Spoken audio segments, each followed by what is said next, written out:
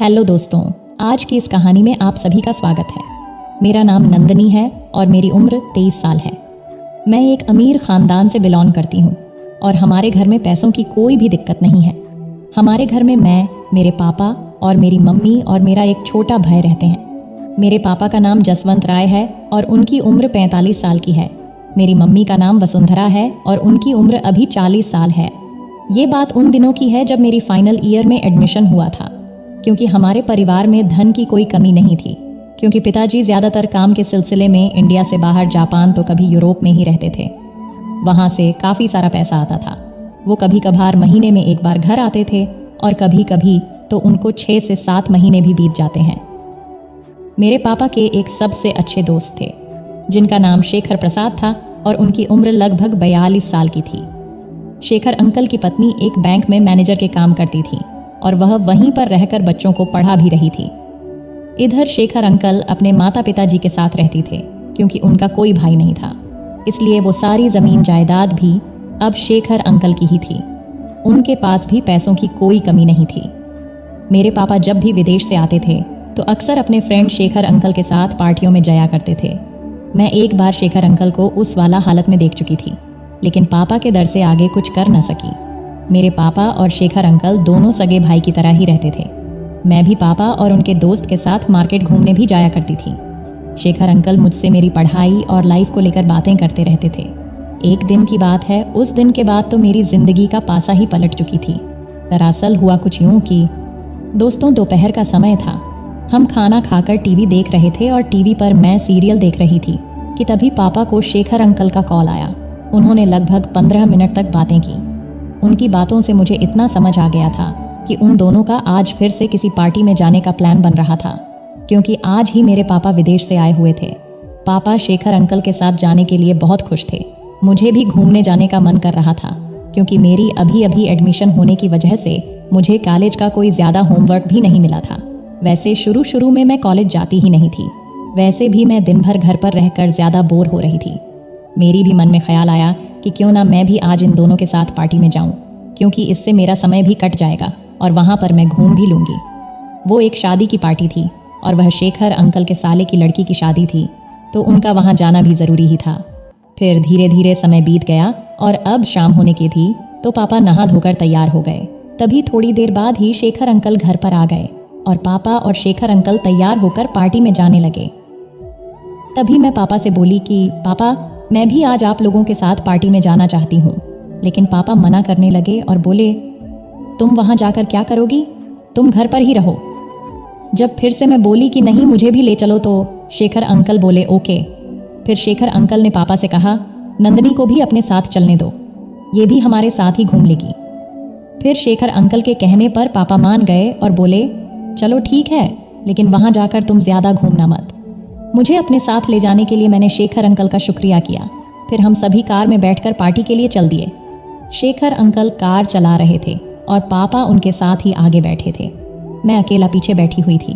मैं आज बहुत खुश थी, क्योंकि बहुत दिनों के बाद कहीं घूमने जा रही थी, और वो भी शादी की पार्टी में।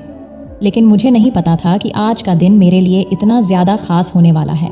हम लोग पार्टी में पहुँच गए। जैसे ही हम लोग पार्टी में पहुँचे, पापा और शेखर अंकल रिश्तेदारों से मिलने चले गए। सभी लोग डांस कर रहे थे। मैंने भी डांस करने का सोचा, लेकिन पापा के डर के कारण मैंने डांस नहीं किया। कुछ देर के बाद मैं खाना खाने चली गई और जब खाना खाकर वापस आई, तब तक वहाँ पर पापा और शेखर अंकल दोनों में से कोई भी नहीं था। इसलिए मैं उन लोगों को खोजना शुरू किया, लेकिन वो मुझे नहीं मिले।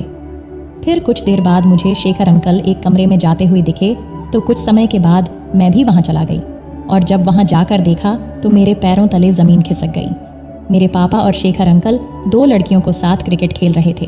ये सब देख मुझे बहुत ज़्यादा गुस्सा आने लगा। मैं अपने पापा को अच्छी समझती थी और वो ये सब कर रहे हैं, लेकिन मैं बर्दाश्त करती रही। कुछ देर के बाद मेरा भी मन मचलने लगा था। ये सब देखना अच्छा लगने लगा था। तभी पापा ने मुझे देख लिया। फिर मैं वहाँ से बाहर आ गई। मैं बाहर आकर सीधा कार में बैठ गई। मैं कार में बैठकर यही सब सोच रही थी कि अंदर का क्या नज़ारा था। काश कोई मेरे लिए भी होता जो ऐसा करता। मेरे दिमाग में बहुत से ख्यालात आ रहे थे कि आज पहाड़ के नीचे आई हूँ। तभी पीछे से पापा आ गए और कार के अंदर आके बैठ गए। वह मुझसे बोले, बेटी, मुझे माफ़ कर देना। तू तो जानती ही है कि मेरे सबसे अच्छे दोस्त शेखर ही है। और मैं शेखर के कहने पर कोई भी काम कर देता हूँ, और तू तो मेरी सबसे अच्छी बेटी है ना, इसलिए अपनी मम्मी से ये सब मत बताना। इसके बदले में जो कुछ तुझे चाहिए होगा मैं लाकर तुम्हें दूंगा। पापा से ये सब कुछ सुनते ही मेरे अंदर ने एक अजीब सी आवाज़ें उठाने लगीं। मैं तुरंत बोली, पापा आपको मेरे साथ भी क्रिकेट खेलना पड़ेगा, नहीं तो मैं मम्मी को बोल दूंगी। पापा मुझ पे गुस्सा होके बोले, तुम्हारा दिमाग खराब हो गया, तुम क्या बोल रही हो, इसका कुछ तुम्हें अंदाज़ा है? मैं पापा से बोली कि मैं ये सब कुछ नहीं जानती, बस आपको मेरे साथ क्रिकेट खेलना पड़ेगा, नहीं तो मैं मम्मी को सब कुछ बता दूंगी। इस पर वह बोले, अगर तुम यही चाहती हो तो ठीक है, इसमें कौन सी बड़ी बात है, चलो यहीं पर खेल लेते हैं। फिर क्या हम दोनों ने वहीं पर खूब क्रिकेट खेला। उसके बाद मेरे पापा बोले, बेटी अगर तू कहे तो मैं इस गेम में शेखर अंकल को भी शामिल कर लूँ। मेरे लिए तो ये सोने पर सुहागा था, क्योंकि मैं पहले से शेखर अंकल को उस पोजीशन में देखी थी। मैंने तुरंत कहा, बिल्कुल पापा। और तभी उसी वक्त पापा को शेखर अंकल का कॉल आ गया। वह बोले, अरे यार जसवंत, तुम कहाँ चले गए हो, चलो हमें अब चलना चाहिए, और तुम्हारी बेटी नंदनी भी कहीं दिखाई नहीं दे रही है। पापा ने इधर से बोले, यार मैं और नंदनी कार में बैठकर तेरा ही इंतज़ार कर रहे हैं, तू जल्दी आ जा।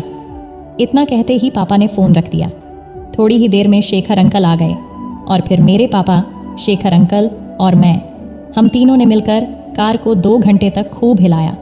अब मैं थक गई थी तो शेखर अंकल कार को चलाने लगे। फिर लगभग 1 घंटा के बाद हम सभी घर पहुंच गए।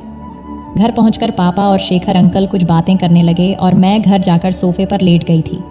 फिर लगभग 30 मिनट बाद वह दोनों वहां पर आ गए और मेरे पापा बोले, बेटी तुम्हारा अंकल फिर से बोल रहा है, चलो हम फिर से क्रिकेट खेलते हैं।